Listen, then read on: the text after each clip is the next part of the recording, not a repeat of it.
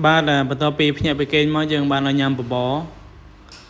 បបរគ្រឿងមួយចានចែកគ្នាពីអ្នកបងប្អូនបន្ទាប់ពីញ៉ាំបបរហើយអស់ដល់ម៉ោងកូនភីងចូលរៀនហើយរៀបចំឆុងត្រោះគោចែកគ្នាម្នាក់មួយកំប៉ុងកូនភីងមួយកំប៉ុងកូនប្លូមួយកំប៉ុង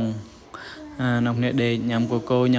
យអស់ប៉ាដើររៀបចំទៅបាក់ទឹកបាក់អីហើយដើម្បីងូតទឹកឲ្យកូនភីងទៅរៀនអញ្ចឹងកូនស្រីច្បងបានចូលសាលាហើយចំណែកកូន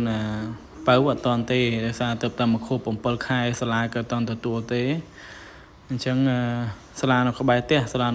ក្បែរក្នុងបរិយានឹងដែរយើងស្រួលយកទៅដាក់អញ្ចឹងយើងបានតំណេមួយព្រឹកឆ្លៀតធ្វើការបដាឆ្លៀតមើលកូនបដាអញ្ចឹងរសជាតិដែល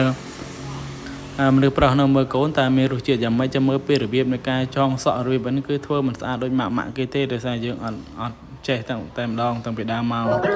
តើមកយើងបានមួយទឹករៀបចំឲ្យកូនទៅរៀនមួយទឹកឲ្យកូនភីងហើយកូនប្លូចាំក្រោយមួយទឹកស្លៀកពាក់កៅអៅឲ្យកូនភីងឲ្យស្អាតដើម្បីទៅរៀនឲ្យសមរូបសមរៀនគេទៅសាច់គេសគេស្លៀកអីក៏ឃើញតែសមដែរសប្បាយចិត្តមែនទេណាដល់ម៉ោងទៅរៀនแล้วលេងយំហើយទៅរៀនកាលមុនយំរហូតแล้วអត់ឈប់យំហើយទៅរៀនអាចដាក់សាលាឪពុកប៉ាមកចោលបានអត់អីទេកាលមុននោះក៏ដើរចេញរួចទេចេញរួចរត់ពួនផងរំទៅបានមកដល់ទេគេកាន់ដឹងសាលារយៈពេលដែលគេចូលរៀននេះរយៈពេលបាន1ខែហើយរៀបចំស្លៀកពាក់ឲ្យកូនកៅអៅនេះពណ៌កាហ្វេអញ្ចឹងគេសគេពាក់ពណ៌អីក៏សមដែរនិយាយទៅគេស្អាតហ្មងលោកប៉ានេះរកអីចងសក់ឲ្យកូនបាទទីតុកប៉ាពីប៉ារកក្រាស់បាទរកក្រាស់សិតមកដើម្បីចងសក់ឲ្យកូនទៅរៀនចងមិនចងតែបានជាប់ក៏មកឃើញញ៉ៃពេកបាទខំណាស់ទៅរំចងបាននេះផ្លេចដកកំប៉ុងកែវកាហ្វេចេញបាំងកែវកាហ្វេនឹងបណ្ដោយតើយកមកកាត់តហើយបើនឹងថាបាំងកែវកាហ្វេកូនមានកូនបើទេលើកឲ្យយើងផឹកនេះរៀបចំចងកបួចពីក្រោយបន្តិចទៅខាងឆ្វេងខាងស្រាមធ្វើសក់ទីទុយឲ្យកូនអញ្ចឹងទៅខាងការចងនេះយើងមិនចេះចងឲ្យស្អាតទេចងបានតែផុតមកលើឃើញស្រឡះអញ្ចឹងណាកូនបើមកជួយ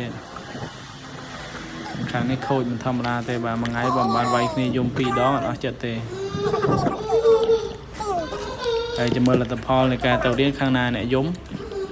អ្នកជួយដំណើរគេមករៀនហើយចាំមើលទៅទៀតអ្នកយំអ្នកជួយដំណើរនេះឯងគេចូលរៀនបាត់ចង់ចូលរៀនដែរលឿនមក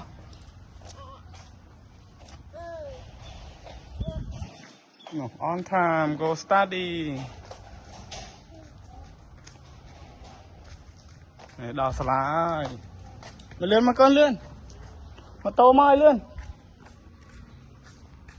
ចូលមក